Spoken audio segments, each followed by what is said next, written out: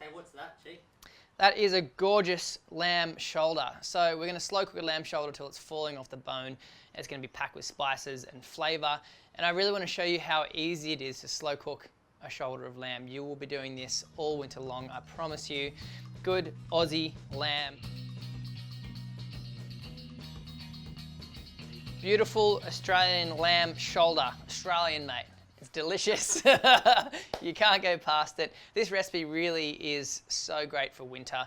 And I really do recommend you cook more, you know, like as in do a larger leg of lamb or lamb shoulder, and then you can pull it apart and use it for sandwiches, or use it, you know, and double cook it into a pasta. And it's a lot cheaper, it's a lot easier, and it's a lot better for the farmer and the environment too. So this lamb shoulder is at room temperature, and what we're going to do is we're going to prepare it and we're going to marinate it. So I'm doing a bit of a dry harissa rub.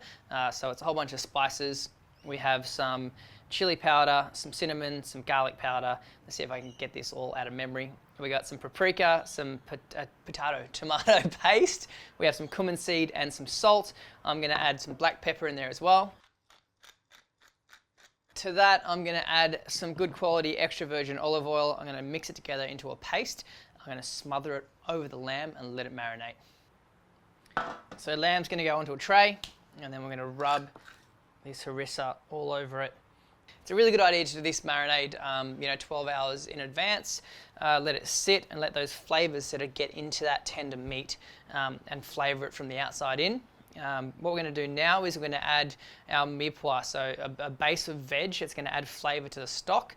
So we have some onion, we have some carrots, some garlic, some celery, and then we're going to add some rosemary, some bay leaf in there as well. Pretty much all the prep done. So I'm going to throw it into the base of the pan. Now what I'm going to do is these tomatoes, I'm just going to cut the tops, and I'm going to pop them in here as well, whole. From there, we're going to add some chicken stock in there as well.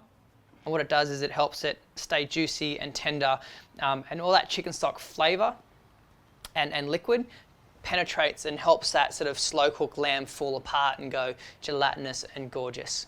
So we're on 165, 170. How long has that been in there, G? It's been about half an hour. It's crusted over. You can see the tomatoes are starting to collapse, the lemons are starting to collapse. Now it's time to wrap it up.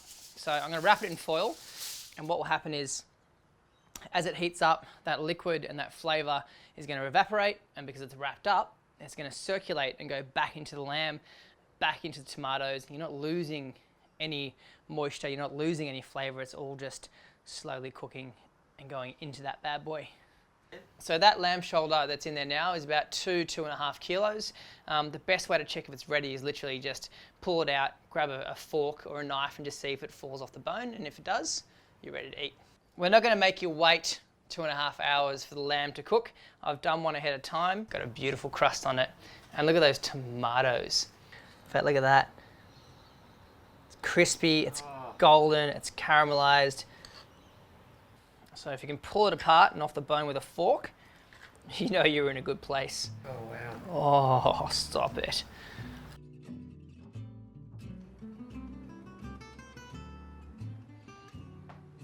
And this is how you create a happy little cameraman. Yes, you do. Slow cooked lamb, harissa crust, whole roasted tomatoes and the juice.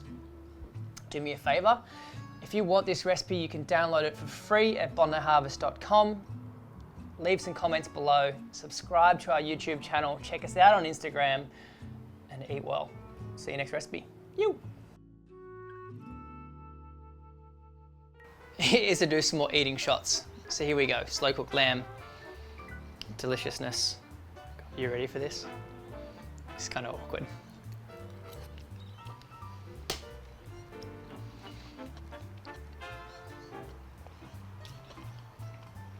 I shouldn't have taken such a big bite, but that is so tasty.